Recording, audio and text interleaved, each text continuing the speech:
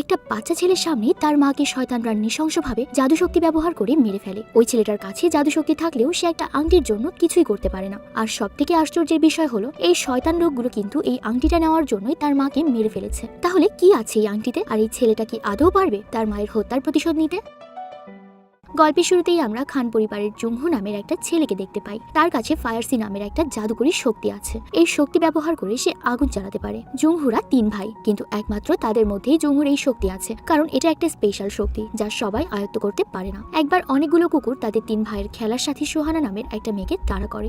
তখন জুংহু তার শক্তি ব্যবহার করে কুকুরগুলোকে মেরে ফেলে। এরপর একদিন সে পিঁপড়ার বাসাতে আগুন ধরিয়ে দেয়। ঠিক ওই সময় তার মা জেরি সেখানে এসে তাকে বলে যে তুমি এমন কাজ কেন করছো? এইভাবে অন্যদের ক্ষতি করা আর শক্তির অপব্যবহার করা কিন্তু ভালো না। জুংহু তখন বলে যে কিন্তু আমার কাছে তো পাওয়ার আছে, এই জন্য করছি। তখন তার মা তাকে বোঝায় যে তোমাকে অনেক ভালো মানুষ হতে হবে, কখনোই কারো ক্ষতি করবে না। তোমার কাছে যে শক্তিটা আছে ওটাকে সবসময় ভালো কাজে ব্যবহার করতে হবে।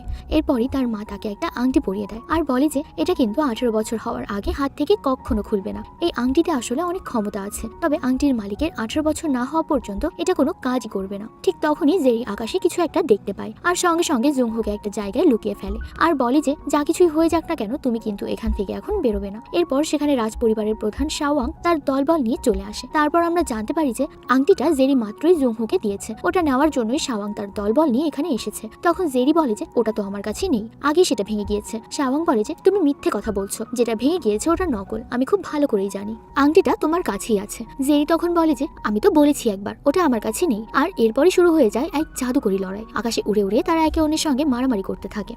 অন্যদিকে জুংহু তো সেই জায়গায় লুকিয়ে লুকিয়ে সবটা দেখতে থাকে, কিন্তু তার মা যে তাকে বের হতে মানা করেছে এই জন্য সে ওখানে চুপচাপ বসে থাকে। আকাশে তারা একের পর এক জাদুকরী আঘাত করতে থাকে, কিন্তু কারো শক্তি তো কারো থেকে কম নয়। এক পর্যায়ে তো তারা দুইজনে অনেক বড় শক্তি ব্যবহার করে অ্যাটাক করতে থাকে, কিন্তু একটা সময় দেখা যায় জেরি সেখানে কিছুটা দুর্বল হয়ে পড়েছে। এটা দেখে তো জুংহু তখন বাইরে বের হয়ে আসে আর তার ফায়ারসি ব্যবহার করার চেষ্টা করে, কিন্তু আশ্চর্যজনকভাবে তার ফায়ারসি এখানে আর কাজ করছিল না। ঠিক ওই সময় শাওয়াং এর একটা মুখোশ পরা সৈনিক এসে তার গলা চেপে ধরে। তখন জুংহু বাঁচার জন্য তার হাতে কামড় দেয়। ওই লোকটা তখন রেগে গিয়ে তাকে মারতে জাদু ব্যবহার করে হাতে তলোয়ার ধরে। আর ছেলেকে এইভাবে মারতে দেখে তো জেরি দ্রুত নিচে নেমে আসে আর ওই লোকটার হাত কেটে ফেলে। তখন জুংহুকে বলে যে আমি তোমাকে বের হতে নিষেধ করেছিলাম। তখন জুংহু কিছু বলার আগে সে দূর থেকে এসে জেরিকে আক্রমণ করে। তখন জেরি দূরে ছিটকে গিয়ে গাছের সঙ্গে আঘাত খায় আর শাওয়াং এই সুযোগে একটা তলোয়ার দিয়ে জেরির পেটে আঘাত করে আর কাছে গিয়ে বলে যে আমাকে সেই আংটিটা দিয়ে দাও, তাহলে তোমাকে ছেড়ে দেবো। ওই আংটিটা আমার খুবই দরকার, আমি আমার সাম্রাজ্য তৈরি করব। জেরি তখন বলে যে ওই আংটিটা নেই আর তুমি কখনোই নিজের সাম্রাজ্য করতে পারবে না। শাওয়াং তখন বলে যে ওটা তো আমি অবশ্যই করব আর তোমার ছেলে সেটা দেখবে। শাওয়াং ওখান থেকে চলে যাওয়ার আগে শাস্তি স্বরূপ সে জেরির চোখ দুটোকে তুলে নিয়ে যায়। জুংহু তখন কান্না করতে করতে নিজের মাকে জড়িয়ে ধরে। তার মা তাকে বুঝিয়ে বলে যে কান্না করো না বাবা, তুমি কিন্তু আংটিটা হাত থেকে কখনোই হারাবে না। এই আংটিটা তোমাকে সমস্ত বিপদ থেকে রক্ষা করবে। এটা বলেই জেরি সেখানে মারা যায়। তারপর অনেক বছর কেটে যায়। জুংহু এখন বড় হয়ে গিয়েছে, কিন্তু সে এখনো তার মায়ের মৃত্যুর করুণ দৃশ্য ভুলতে পারে না। যখনই মনে পড়ে তখনই কাঁদতে থাকে। এরপর সেখানে তার ভাই জিয়াং আর ডেভিড আসে আর তাকে মারতে মারতে বলে যে তোর ফায়ারসি সবচেয়ে ভালো ছিল, কিন্তু তুই ওটা ব্যবহার করে মাকে বাঁচাতে পারিসনি, এখন আর এসব কান্না করে কি লাভ। তখন তাদের বাবা মাস্টার লিসিং এসে তাদেরকে থামায় আর দুই ভাইকে বলে যে তোমরা এখান থেকে চলে যাও। এরপর তিনি ওখান থেকে চলে যায়। তখন সেই ছোট্ট সোহানাকে দেখা যায় যে এখন বড় হয়ে গিয়েছে। সে জুংহুর হাত ধরে সান্ত্বনা দিয়ে বলে যে যদি কান্না করতে ইচ্ছে করে তাহলে করো, কান্না করলে মন একটু হালকা হবে। এর পরের দিন দেখা যায় মাস্টার লিসিং তার দুই ছেলেকে লড়াইয়ের জন্য কিছু তলোয়ার দেয় আর বলে যে এখন থেকে তোমরা দুইজন সৈন্য হিসেবে কাজ করতে পারবে। কিন্তু জুংহুকে সে কিছুই দেয় না, এমনকি তার দলের সৈন্য হিসেবেও নেয় না, কারণ তার মা মারা যাওয়ার সঙ্গে সঙ্গে তার সেই জাদু শক্তি ফায়ারসিও কাজ করে না। ঠিক ওই সময় লিলি নামের একটা মেয়ে সেখানে আসে আর মাস্টারকে একটা চিঠি দিয়ে জানায় যে আমি খান পরিবার থেকে কাউকে বিয়ে করব না। এখান থেকে আমরা জানতে পারি যে খান পরিবার আর রাজ পরিবারের ছেলে মেয়েদের মধ্যে বিয়ের রীতি আছে। সেই হিসেবে লিলির বিয়ে ঠিক হয়েছিল জুংহুর সাথে, কিন্তু লিলি এই বিয়েতে রাজি নয় আর তার এই সিদ্ধান্ত তার পরিবার মেনে নিয়েছে। কিন্তু লিলি এটা জানতো না যে তার বিয়েটা জুংহুর সঙ্গে ঠিক হয়েছে। তাই জুংহু তখন বলে যে তুমি বিয়ে করবে না, সেটা একান্তই তোমার সিদ্ধান্ত, তবে আজকে আমাদের ভাইয়ের জন্য একটা আনন্দের দিন ছিল আর এই দিনে তুমি এইসব কথা না বললেও পারতে। লিলি তখন বলে যে আমি তো আর এই বিষয়ে জানতাম না, আর আমি এটাও জানতাম না যে তোমার সঙ্গে আমার বিয়ে ঠিক হয়েছে। এরপরে সে হাতে তুড়ি মেরে সেখানকার সমস্ত মোমবাতি নিভিয়ে দেয় আর জুংহুকে বলে যে আমি শুনেছি তোমার কাছে নাকি ফায়ারসি পাওয়ার রয়েছে, তাহলে এখন মোমবাতি জ্বালিয়ে দেখাও তো, যদি পারো তাহলে আমি তোমাকে বিয়ে করব। আসলে সবাই তো জানে জুংহু এখন আর ফায়ারসি পাওয়ার ব্যবহার করতে পারে না, তাই সে ইচ্ছে করে কথা বলেছে। জুংহু অনেক চেষ্টা করেও পারে না। এরপর লিলি বলে যে ঠিক আছে, আমি তোমাকে 3 বছর সময় দিলাম, যদি এর মাঝখানে এখানে নিজের শক্তি ব্যবহার করতে পারো তাহলে আমি তোমাকে বিয়ে করব। তখন জুংহো বলে যে 3 বছর অপেক্ষা করার কোনো দরকার নেই, আমি এখনই বলে দিচ্ছি তোমার আর আমার মধ্যে কোনো সম্পর্ক নেই, আর কখনো বিয়েও হবে না। আজ থেকে খান পরিবার আর রাজ পরিবারের মধ্যে কোনো সম্পর্ক থাকবে না, এবার তুমি তোমার মতো করে জীবন কাটাও। এরপরই সে তার হাত কেটে ওই চিঠিটার মধ্যে রক্ত মেখে দেয়, আর তার মানে হলো আজ থেকে দুই পরিবারের মধ্যে আর কোনো সম্পর্ক নেই। এটা দেখেই তো লিলির গার্ড তার জাদুর তলোয়ার বের করে, আর অন্যদিকে মাস্টার লিসিংও তখন তার জাদু শক্তি বের করে। পরিস্থিতি খুব খারাপের দিকে যাচ্ছিল। ঠিক তখনই সোহানার সামনে এসে বলে যে তোমরা এখান থেকে চলে যাও, না হলে কিন্তু বিষয়টা অনেক বেশি খারাপ হবে। লিলি তখন লক্ষ্য করে যে তার চোখের মধ্যে এক প্রকার আলোর ঝলকানি আছে। এটা দেখে লিলি বুঝতে পারে এখানে আরো অনেক শক্তিশালী জাদুকররা রয়েছে, তাই সে তখন তার লোকজনদেরকে নিয়ে সেখান থেকে চলে যায়। এরপর জুংহু যখন মন খারাপ করে বসেছিল তখন সোহানা এসে বলে যে তোমার বিয়ে ভেঙে যাওয়াতে আমি অনেক খুশি হয়েছি, কারণ এখন তো তুমি আমাকে বিয়ে করতে পারবে। জুংহু বলে সেটা ঠিক আছে, বাট আমার কিচ্ছু ভালো লাগছে না, আমি আমার ক্ষমতাকে ব্যবহার করতে পারছি না। সোহানা তখন বলে যে তুমি তো এখন একবার চেষ্টা করতে পারো। জুংহু যখন চেষ্টা করছিল তখন সোহানা লুকিয়ে তার ফায়ারসি শক্তি ব্যবহার করে, আর জুংহু মনে করে তার শক্তি বোধহয় ফিরে এসেছে। এটা দেখি তো সে অনেক খুশি হয়ে যায়। সোহানা তখন বলে যে কালকে আমাদের এখানে জাদুর স্কুলে ভর্তি করতে কিছু লোক আসবে, আর আমরা সেখানে ভর্তি হব, দেখবে তখন তোমার ক্ষমতা আরো ভালোভাবে ফিরে আসবে। এর পরের দিন তারা দুইজন ওই স্কুলে ভর্তি হতে যায়। সোহানা তো প্রথমে খুব ভালোভাবে ভর্তি হয়ে যায়, কিন্তু যখন জুংহু ভর্তি হতে যাবে তখন তার বাবা তাকে ওখান থেকে নিয়ে যায়, আর বলে যে তুমি এই ছোট্ট স্কুলে পড়ার জন্য বড় হওনি, তোমার যখন সময় আসবে তখন তুমি এমনিতেই তোমার শক্তি ফিরে পাবে। তোমার মা তো আর এমনি তোমার জন্য জীবন দেয়নি, তোমার উপর তার ভরসা ছিল। জুংহু তখন রেগে গিয়ে বলে যে আমি আমার শক্তি ফিরে পেতে চাই, যাতে করে আমি আমার মায়ের খুনের বদলা নিতে পারি। তখন তার বাবা রেগে গিয়ে তাকে চড় মেরে বলে যে এখনো ওই সময় আসেনি। এরপরে তিনি ওখান থেকে চলে যায়, আর জুংহু তখন হতাশ হয়ে পাহাড়ে দাঁড়িয়ে নিচে লাফ দেওয়ার কথা চিন্তা করে। ওই সময় একটা কণ্ঠস্বর শোনা যায়, জুংহু তুমি কি নিচে লাফ দেওয়ার কথা ভাবছো? এ কথা শুনেই তো জুংহু চমকে ওঠে, আর তখনই তার চোখ পড়ে তার মায়ের দেওয়া সেই আংটির দিকে। এই আংটি কথা বলতে থাকে, কারণ আজকে জুংহুর 18 বছর পূর্ণ হয়েছে। জুংহু তো ভয় পেয়ে যায়, আর ওই আংটিটা খুলে দূরে ছুঁড়ে মারতে চায়, আর সঙ্গে সঙ্গে দেখা যায় তার শরীরে এসে ফায়ারসি শক্তি আবারও ফিরে এসেছে। এখানে আমরা দেখতে পাই ওই আংটির জন্যই এতদিন তার শক্তি কাজ করেনি, এমনকি তার মাকে বাঁচানোর সময়ও তার হাতে আংটিটা ছিল, এই জন্যই তার শক্তি কাজ করছিল না। এরপরে ওই আংটি থেকে একটা ব্যক্তি বের হয়ে আসে, যে জুংহুকে বলে যে আমি সব সময় তোমার পাশে থাকবো, তোমাকে সমস্ত বিপদ থেকে রক্ষা করব। কিন্তু জুংহু তখন রাগে ওই আংটিটাকে নষ্ট করতে চায়। তার ধারণা এই আংটির জন্য সবাই তাকে অপমান করছে। সে বলে যে যদি এই আংটি আমার হাতে না থাকতো তাহলে আমি অনেক আগেই ফায়ার সিল ব্যবহার করতে পারতাম। তখনই আংটির ভেতর থেকে বেরিয়ে আসা লোকটি বলে যে তোমার মায়ের দেওয়া শেষ স্মৃতির সঙ্গে তুমি এমন ব্যবহার করছো। এ কথা শুনে জুংহু থেমে যায়, আর তারপর সেখান থেকে চলে যেতে থাকে। তখন ওই লোকটি বলে যে তুমি তো সোহানার কাছে যাচ্ছ তাই না, কিন্তু ওখানে গিয়ে কোনো লাভ হবে না, তুমি 3 বছরে যা কিছু শিখবে ওটা দিয়ে লিলিকে হারাতে পারবে না। এ কথা শুনেই তো জুংহু অবাক হয়ে যায়, কারণ এগুলো তো তার জানার কথা না। তখন ওই লোকটি বলে যে আমি তোমার সবকিছুই জানি, এখন তুমি যদি রাজ পরিবারের সঙ্গে লড়তে চাও তাহলে তোমাকে আমার কথা শুনতে হবে। এরপরেই সে জুংহুকে একটা জাদুর তলোয়ার দেয়, আর বলে যে এটা তোমার জন্য। তলোয়ারটা পেয়ে তো জুংহু অনেক খুশি হয়ে যায়, আর তার কথা শুনতেও রাজি হয়ে যায়। এরপরে জুংহু সোহানাকে বিদায় জানায়। অন্যদিকে মাস্টার লিসিং এর এক সাথী তাকে বলে যে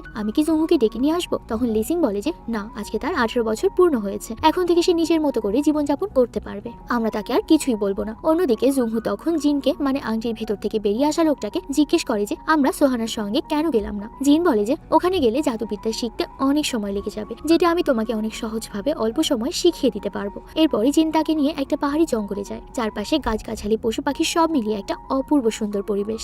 জুংহু ওখানে কিছু বড় বড় ডিম দেখতে পায়, আর সেগুলোর কয়েকটি সাথে নিয়ে নেয়। ঠিক ওই সময় একটা বিশাল ময়ূর এসে তার উপর আক্রমণ করে। জুংহু তো একটা ডিম নিয়ে দৌড়াতে থাকে, আর ওই ময়ূরটাও তার পিছু পিছু যায়। তবে এক সময় সে নিরাপদ জায়গায় এসে ওই ডিমটাই ভেজে খেতে শুরু করে। তারপরে জুংহু জিনকে জিজ্ঞেস করে যে আমার কতদিন লাগবে জাদু শিখতে? তখন জিন বলে যে একদিনও লাগতে পারে, আবার 1 বছরও, এমনকি সারা জীবনও লাগতে পারে, এর আসলে কোনো ঠিক ঠিকানা নেই। এরপরে সে একটা জাদু দেখিয়ে বলে যে এটাকে বলা হয় ব্লু ফায়ার সি, যদি তোমার কাছে থাকা ফায়ার সির সঙ্গে যুক্ত হয় তাহলে তুমি অনেক শক্তিশালী হয়ে যাবে। ঠিক ওই সময় তারা জঙ্গলের ভেতরে একটা মেয়ের চিৎকারের শব্দ শুনতে পায়, এবং সামনে গিয়ে দেখতে পায় একটা মেয়ে সেখানে উল্টোভাবে ঝুলে আছে। মেয়েটার নাম হলো জেসিকা। এরপরে জুংহু জেসিকাকে জিজ্ঞেস করে তোমার এমন অবস্থা কিভাবে হয়েছে? তখন জেসিকা বলে যে দেখো নিচে একটা ডায়মন্ড আছে, আমি ওটা নিতে গিয়ে ফাঁদে পড়ে গিয়েছি। কিন্তু জুংহু তার কথা না শুনে যখনই ডায়মন্ডটা ধরতে যায় সে ওই সেম ফাঁদে আটকা পড়ে। তখন জেসিকা বলে যে এই ফুলটা কিন্তু আজকে রাতেই আমাদেরকে খেয়ে ফেলবে। এরপরে জুংহু তার মায়ের দেওয়া আংটিটা খোলে এবং জেসিকার হাতে দিয়ে তার ওই ফায়ারসি শক্তি ব্যবহার করে ফাঁদ কেটে নিচে নামে। তারা ওখান থেকে গিয়ে পরে একটা বিশাল কাঁকড়ার উপর।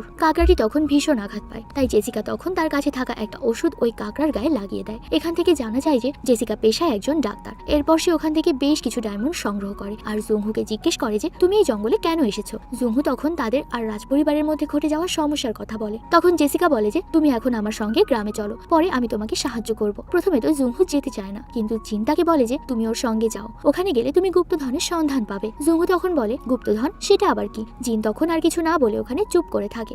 জুংহু তখন কিছু না বলেই তার সাথে গ্রামে চলে যায়। গ্রামে গিয়ে জুংহু এখন একটা মহিলার দোকানে বসে নুডলস খেতে থাকে। তখন ওই মহিলার কণ্ঠস্বরের সঙ্গে সে তার মায়ের কণ্ঠস্বরের অনেক মিল পায়। কিন্তু ঠিক তখনই আবার ওখানে কিছু লোক এসে জেসিকাকে বলে যে তুমি আমাদেরকে বোকা বানিয়েছো, যে ম্যাপটা দিয়েছিল ওটা সম্পূর্ণ ভুল। তখন জেসিকা তাদের হাতে কিছু ডায়মন্ড দিয়ে বলে যে এই নাও, তোমাদের টাকা ফেরত নাও। কিছু লোক তখন ডায়মন্ড পেয়ে খুশি হয়ে যায়, কিন্তু বাকি লোকেরা তাকে মারার জন্য এগিয়ে আসে। এমন সিচুয়েশন দেখে জেসিকা আর জুংহু দ্রুত সেখান থেকে পালিয়ে যায়। অন্যদিকে আমরা কিম নামের একজনকে দেখতে পাই। সে একটা লোককে আগুনে পোড়ানোর প্রস্তুতি নিচ্ছে, কারণ ওই লোকটা তাকে যে ম্যাপটা বিক্রি করেছে সেটা আসল নয়। আসলে এই লোকটি ওই ভুল ম্যাপ জেসিকার কাছ থেকে কিনেছে, আর সেটাই কিমকে বিক্রি করেছিল। ঠিক ওই সময় দৌড়ে জেসিকা কিমের সামনে চলে আসে, আর ওই লোকটা কিমকে বলে যে আমি এই মেয়েটার কাছ থেকে ওই ম্যাপটা কিনেছিলাম। তখন কিম জেসিকাকে জিজ্ঞেস করে যে আমার কাছে ওই ম্যাপের একটা অংশ আছে, বাকি অংশ কোথায়? জেসিকা তখন তার দিকে একটা ছোট্ট বাক্স দিয়ে বলে যে বাকি অংশটা এর ভেতরেই আছে। কিম তো খুশি হয়ে বাক্সটা খোলে, আর সঙ্গে সঙ্গে সেখানে ধোয়ার মতো কিছু একটা তৈরি হয়। এই সুযোগে জেসিকা সেখান থেকে পালিয়ে যায়, কিন্তু জুংহু তো সেখানে দাঁড়িয়ে থাকে আর কিমকে বলে যে আমি তো কিছুক্ষণ আগে এই মেয়ের সঙ্গে পরিচিত হয়েছি, তাই তার ব্যাপারে আমি কিছুই জানি না। কিন্তু কিম তখন জাদুকরী শক্তি দিয়ে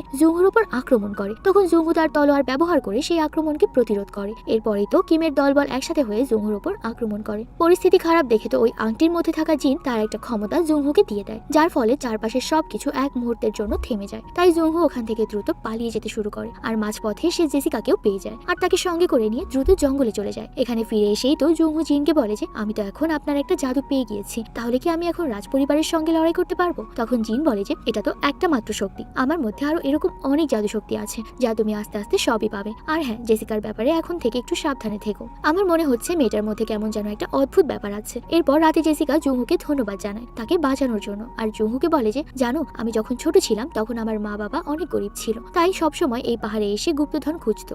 একবার তারা অনেক কিছু পেয়েছিল, কিন্তু পরে যখন আবার যায় তখন আর ফিরে আসে না। এটা বলে সে ওখানে কিছুটা আবেগপ্রবণ হয়ে যায়। এরপর সে জুংহুকে কিছু খাবার খেতে দেয়, কিন্তু এই খাবার খাওয়ার পরে সেখানে সে অজ্ঞান হয়ে যায়। এই সুযোগে জেসিকা জঙ্গলের অন্য পাশে চলে যায়। সেখানে গিয়ে তার বাবা মার কাছ থেকে পাওয়া এক টুকরো ম্যাপ বের করে, আর এরপরে টিমের কাছ থেকে নেওয়া আরো একটি ম্যাপের টুকরো বের করে। এই দুটো একসঙ্গে জোড়া দেওয়ার পরে এসব গুপ্তধনের গেটটা খুঁজে পেয়ে যায়। ঠিক তখন আমরা দেখতে পাই জুংহু সেখানে চলে আসে, আর সে বলে যে তুমি আমাকে কি সব খাইয়ে 2 দিনের জন্য ঘুম পাড়াতে চেয়েছিলে, তাই না? কিন্তু আমি তো এটা বুঝে ফেলেছি। মানে সে ওখানে নাটক করছিল। এরপর সে জেসিকার হাত থেকে ওই ম্যাপটা নিয়ে নেয়, আর সেখানে একটা আলো দেখতে পায়। এরপর জেসিকাকে বলে যে ওখানে গিয়ে আলোর উপর হাত রাখো। জেসিকা ওই আলোর উপর হাত রাখতে সেখানকার গেট খুলে যায়, আর এরপর তারা যখন ভেতরে প্রবেশ করে তখন সেখানে অনেক কঙ্কাল পড়ে থাকতে দেখে। চারপাশ অন্ধকার আর পরিবেশ খুবই ভয়ানক। তারা দুইজন তো ভয়ে ভয়ে সামনে এগোতে থাকে। এক সময় ওপর থেকে অনেক কাঠ পড়তে শুরু করে। তারা দুজন তো একসঙ্গে সামনে এগোতে থাকে। তখন সেখানে আরো একটা গেট খুলে যায়, আর সামনে একটা সুন্দর ফুল দেখতে পায়। জেসিকা তখন কিছু না ভেবেই এই ফুলটার দিকে এগিয়ে যায়। ঠিক ওই সময় উপর থেকে অ্যাসিডের মতো জিনিস পড়তে থাকে, তবে সেটা জেসিকার গায়ে পড়ার আগেই জুংহু তাকে পেছন থেকে টেনে নেয়। এরপরে জুংহু তার তলোয়ার মাথার উপর ধরে সামনের দিকে এগিয়ে যায়, আর জেসিকা ওখান থেকে ফুলটা তুলে নেয়।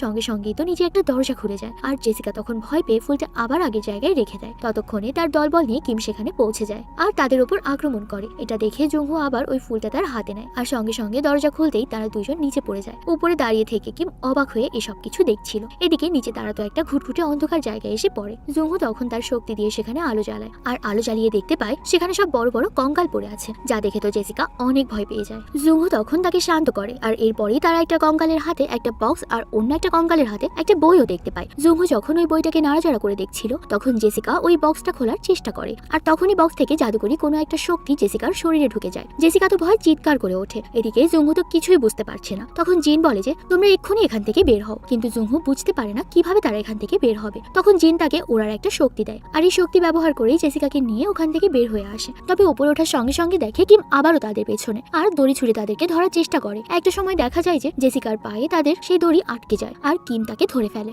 তখন জুংহু নিচে একাই পড়ে যায়। নিচে পড়া মাত্রই তো জুংহুর জ্ঞান হারিয়ে ফেলে, আর এরপর যখন তার জ্ঞান ফিরে আসে তখন দেখতে পায় যে একটা মহিলা সেখানে সিংহের সঙ্গে লড়াই করছে। সিংহ তার জাদুকরী শক্তি দিয়ে তরঙ্গ ছুঁড়ে মারছে, আর মহিলাও তার জাদু ব্যবহার করে ভিন্ন ভিন্ন তলোয়ারই সিংহের দিকে ছুঁড়ে মারছে। ওই তলোয়ারটা দিয়ে সিংহের পেটে আঘাত করতে সিংহটা তো অনেক দূরে পাথরের গায়ে গিয়ে আছড়ে পড়ে, কিন্তু এই সিংহটা তখন মারা যায় না। সে আবারও শক্তি সঞ্চয় করে মহিলার দিকে আক্রমণ করতে তেড়ে আসে। এই সবকিছু দেখে জুংহু যখন তাদেরকে সাহায্য করতে চায় তখন জিন বলে যে অন্যদের ঝামেলায় না জড়িয়ে পড়াই ভালো। একটা পর্যায়ে দেখা যায় ওই সিংহটা মহিলাকে প্রায় হারিয়ে দিয়েছে, আর এরপর যখন সেই মহিলা তাকে মারতে যাবে তখনই জুংহু দূর থেকে একটা আয়নার সাহায্যে সিংহকে বোকা বানিয়ে সেখান থেকে সরিয়ে দেয়। এরপরে জুংহু নিজের শক্তি দিয়ে ওই মহিলাকে বাঁচানোর চেষ্টা করে, কিন্তু কিছুতেই যখন পারছিল না তখন জিন তাকে আগুনের সেই ফায়ারসি শক্তি দিয়ে দেয়। আর একটু পরেই দেখা যায় ওই মহিলা সেখানে আবারও বেঁচে উঠেছে। তবে তাকে বাঁচাতে গিয়ে ফায়ারসির আগুনের জন্য তার সব পোশাক পুড়ে গিয়েছিল। তাই জ্ঞান ফিরতে এসে জুংহুকে ভুল বুঝে মারধর করার চেষ্টা করে, কিন্তু জুংহু তখন পুরো ঘটনা ঘটনা বুঝিয়ে তাকে শান্ত করে। এরপর আমরা জানতে পারি যে এই মহিলার নাম হলো কিংসি। সে জুংহুকে বলে যে তুমি আমাকে সাহায্য করেছো এই জন্য ধন্যবাদ,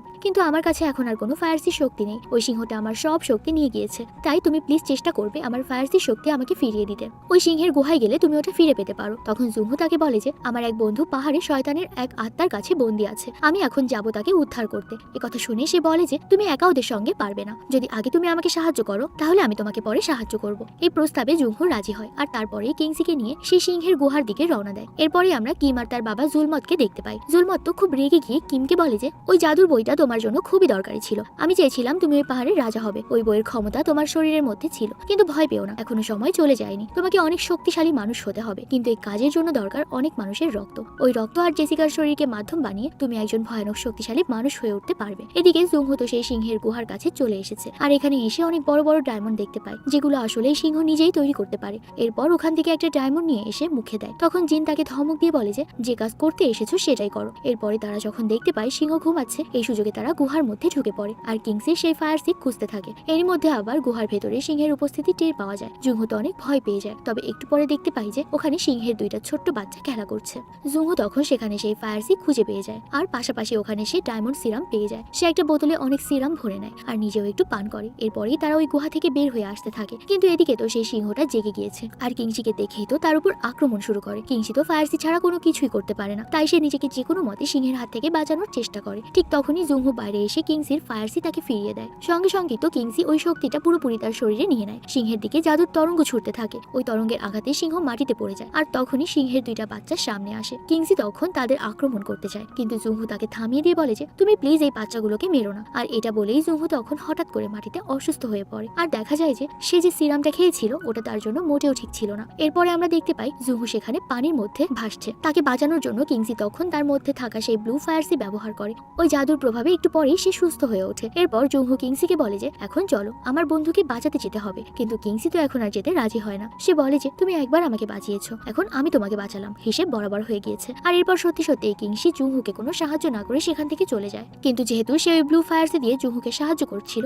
তাই ওই শক্তির কিছুটা অংশ এখন জুংহুর মধ্যেও চলে এসেছে। এই নতুন শক্তিকে ভালোভাবে কাজে লাগানোর জন্য জুংহু তখন একা একাই প্র্যাকটিস করতে শুরু করে। অন্যদিকে আমরা দেখতে পাই কিম অনেক মানুষের রক্ত সংগ্রহ করতে একটা গ্রামে আসে আর একে একে সবাইকে অন্যায়ভাবে হত্যা করতে থাকে। রাতে জুংহু সেই গ্রামে এসে দেখে যে এখানে আর কোনো মানুষই জীবিত নেই, শুধু ওই নুডলস বিক্রেতা মহিলা আহত অবস্থায় পড়ে আছে। জুংহুকে দেখে ওই মহিলা বলে যে কিম তার ফায়ারসি শক্তি বাড়ানোর জন্য হাজার হাজার মানুষকে বলি দিয়েছে, তাড়াতাড়ি এখান থেকে যাও, জেসিকাকে বাঁচাও। এটা বলেই সে ওখানে মারা যায় আর জুংহু তো প্রচন্ড কষ্টে সেখানে ভেঙে পড়ে। আর এরপর সে প্রচন্ড ক্ষোভ নিয়ে কিমের আস্তানা থেকে রওনা হয়। পথে কিমের লোকজন যেই আসে তাকেই সে তার শক্তি দিয়ে মারতে থাকে আর এই দুই শক্তির সামনে কেউই এখনো টিকে থাকতে পারে না। এরপরে সে কিম আর জুলমতের সামনে এসে দাঁড়ায়। তখন দেখা যায় জুলমত জেসিকার শরীরে মানুষের রক্ত ব্যবহার করে একটা ভয়ঙ্কর বিষাক্ত ফায়ারসি বানানোর চেষ্টা করছে। তখন জুলমত কিমকে বলে যে আমি এই কাজটা এখন কোনোভাবেই থামাতে পারবো না, তাই তুমি গিয়ে জুংহুকে থামাও। একথা শুনে তো কিম সঙ্গে সঙ্গে লড়াই করতে শুরু করে। কিম তার বিদ্যুৎ ফায়ারসি ব্যবহার করে জুংহুর উপর আক্রমণ চালায়। ওই আঘাতেই জুংহু পেছনে সরে যায়। এরপর তারা দুজন তাদের তলোয়ার দিয়ে সেখানে লড়াই করতে থাকে। এখানে তো তারা কেউ কারো থেকে কম নয়, লড়াই যেন আরো বেশি তীব্র হতে থাকে। একটা সময় তো জুংহু প্রায় পাহাড় থেকে নিচে পড়েই যাচ্ছিল। এই দৃশ্য দেখে তো কিমের বাবা জুলমত অনেক খুশি হয়ে যায়, কিন্তু তার এই খুশি আর বেশিক্ষণ টেকে না। আর কিম কিছু বুঝে ওঠার আগেই জুংহু তার পেটের মধ্যে তলোয়ার ঢুকিয়ে দেয় আর তাকে নিচে ছুঁড়ে ফেলে দেয়। এটা দেখে তো জুলমত দ্রুত কিমকে ধরার চেষ্টা করে, কিন্তু ধরার আগে কিম অনেকটা নিচে পড়ে যায়। আর তারপরে তো শুরু হয়ে যায় জুংহু আর জুলমতের লড়াই। জুলমতও তার বিদ্যুৎ শক্তি ব্যবহার করে জুংহুর উপর আক্রমণ করে। জুংহু সেই আক্রমণ প্রতিরোধ করার চেষ্টা করে, কিন্তু জুলমত ধীরে ধীরে তার আক্রমণ আরো বেশি বাড়াতে থাকে। এক সময় তো জুংহুর প্রতিরোধ ক্ষমতা দুর্বল হয়ে পড়ে। একটা পর্যায়ে গিয়ে তো জুলমত জুংহুকে গলায় ধরে মারতে থাকে। তখনই জুংহু জুলমতের হাতে কামড় দেয় আর তার হাত দেখে জুংহুর একটা কথা মনে পড়ে যায়। ওই যে গল্পের শুরুতে জুংহু একজনের হাতে কামড় দিয়েছিল, মানে সেই সাওং এর সঙ্গী। এরই মধ্যে আবার দেখা যায় যে জেসিকার জ্ঞান ফিরে এসেছে আর সে এসেই জুংহুকে নিচে পড়ে যাওয়ার হাত থেকে বাঁচায়। জুলমত তো আবারও তাদেরকে আক্রমণ করার চেষ্টা করে, কিন্তু জুংহু তো আহত অবস্থায় মাটিতে পড়ে আছে। এই জেসিকা এবার তার শক্তি ব্যবহার করে সেখানে একটা রক্ষা কবচ তৈরি করে, কিন্তু জুলমতের প্রচন্ড শক্তির কাছে সেই কবচ বেশিক্ষণ টিকে থাকতে পারে না। জুলমত তাদের দিকে এগিয়ে আসে, তবে ঠিক তখনই সিংহের সেই ছোট ছোট বাচ্চা এসে জুলমতের উপর আক্রমণ করে। ওই সময় জেসিকা জুংহুকে বারবার ডাকতে থাকে। তখন জুংহু স্বপ্নে তার মাকে দেখতে পায়, যে তাকে বারবার উঠে আসতে বলে। জুংহু তখন নতুন শক্তি নিয়ে উঠে দাঁড়ায়। এরপরে শুরু হয়ে যায় তুমুল লড়াই, কারণ জুংহু একের পর এক আক্রমণ করতে থাকে আর জুলমতও সেটা আটকানোর চেষ্টা করে। একসময় জুলমত আর সহ্য করতে না পেরে তো মাটিতে পড়ে যায় আর জুংহুকে বলে যে আমাকে মেরো না, আমি জানি তোমার মাকে কে মেরেছে, যদি তুমি আমাকে ছেড়ে দাও তাহলে আমি তোমাকে সবটা বলবো। তখন জেসিকা জুংহুকে বলে যে তুমি ওর কথা একদম বিশ্বাস করো না, ও কখনোই তোমাকে সাহায্য করবে না। কিন্তু মায়ের কথা শুনতেই জুলমত জুলমতের কাছে এগিয়ে যায়। আর তখনই তো জুলমত নিচে পড়ে থাকা একটা ছুরি দিয়ে জুংহুর ওপর আক্রমণ করে, কিন্তু জুংহু তো এবার রেগে গিয়ে এক কোপেই তার গলা কেটে ফেলে। এরপরে আমরা দেখতে পাই সাওং তার জাদুকরি আয়নার মাধ্যমে পুরো দৃশ্যটা দেখছিল। তখনই সাওং এর কাছে আসে কিংসি আর লিলি, আর এখান থেকে আমরা জানতে পারি যে সাওয়ানি হলো রাজপরিবারের রাজা, কিংসি আর লিলি হলো তাদের মেয়ে। অন্যদিকে তাদের এই যাত্রার শেষে তো জেসিকা তার সঙ্গে যেতে চায়, কিন্তু জুংহু তাকে আর সঙ্গে নিতে চায় না, কারণ জেসিকার শরীরে এখনো সেই বিষাক্ত সিরামের প্রভাব রয়েছে। তাই তাকে পাহাড়ি থেকে যেতে হয়, যাতে শরীর থেকে দ্রুত ওই বিষটা নেমে যায়। এরপরে জুংহু তাকে বিদায় জানিয়ে সামনে এগোতে থাকে। তখন জিন তাকে বলে যে তোমার এখনো আরো অনেক ফায়ারসির শক্তি দরকার। তখন জুংহু তাকে জিজ্ঞেস করে যে বাকি ফায়ারসি সেগুলো আমি কিভাবে নিজের মধ্যে আনতে পারবো। জিন তখন বলে যে তোমার কাছে থাকা ম্যাপটা বের করো। আর ম্যাপ বের করার পর জিন তাকে একটা জায়গা দেখিয়ে বলে পরবর্তী ফায়ারসিটা তুমি এখানেই পাবে, ওটা আছে একটা গ্রিন লোটাসের মধ্যে। এরপরেই তারা দুইজন ওখান থেকে সেই গ্রিন লোটাস খোঁজার উদ্দেশ্যে রওনা হয়। আর এখানেই আমাদের আজকের এই গল্পটা শেষ হয়ে যায়।